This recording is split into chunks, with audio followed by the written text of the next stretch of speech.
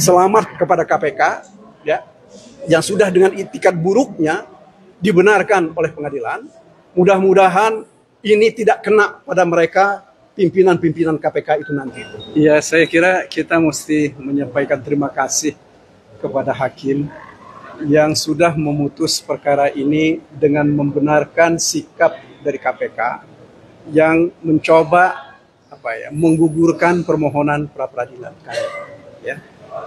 Jadi artinya apa yang saya mau sampaikan adalah bahwa pengadilan pun sudah mengesahkan bahwa permohonan pra peradilan kami gugur dengan tindakan KPK yang menurut hemat kami dilakukan dengan cara-cara akal-akalan dan cara-cara yang tidak menurut hukum. Artinya apa? Ya, kita sesalkan bahwa hal ini bisa terjadi. Karena ini akan bukan hanya sekedar permulaan bagi pengadilan dan juga bagi aparat penegak hukum yang lain, bagaimana membatalkan satu perkara kalau pihak yang menjadi tersangka itu melakukan perlawanan. Ya. Ini satu berita buruk di dalam penegakan hukum kita. Ya. Ini berita yang seharusnya tidak terjadi oleh aparat penegak hukum yang menyebut diri berintegritas. Ya. Padahal sebab begini saudara-saudara, apapun yang kita lakukan dengan permohonan pra peradilan ini adalah untuk mencari bukti permulaan.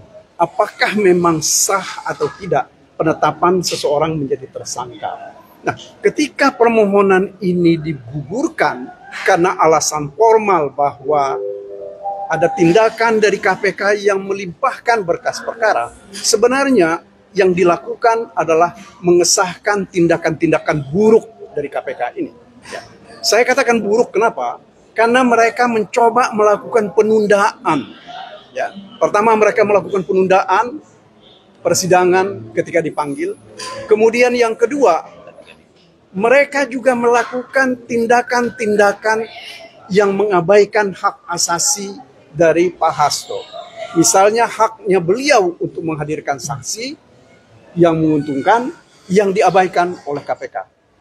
Kemudian yang ketiga, mereka secara sengaja ya, melimpahkan berkas perkara 1 hari sesudah berkas perkara dan orang diserahkan oleh penyidik kepada penuntut umum. Ini artinya apa? Ini memang terstruktur dan sistematis dilakukan oleh KPK untuk menggugurkan perkara pra peradilan ini.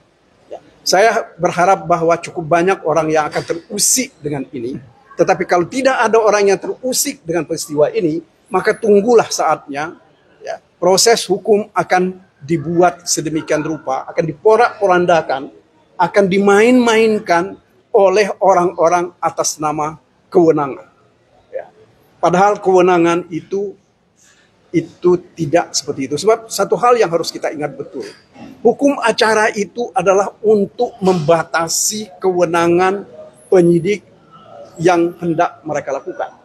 Bukan cara-cara seperti ini. Ya. Bukan sebagai tools atau sebagai jalan bagi mereka untuk mempermudah mereka menggunakan kewenangan-kewenangan yang tidak adil dan melanggar hak asasi. Ini yang kita sesalkan. Jadi sekali lagi saya ingin menyampaikan selamat kepada KPK ya, yang sudah dengan itikat buruknya dibenarkan oleh pengadilan. Mudah-mudahan ini tidak kena pada mereka pimpinan-pimpinan KPK itu nanti. Saya kira begitu yang saya sampaikan. Terima kasih atas perhatian kawan-kawan.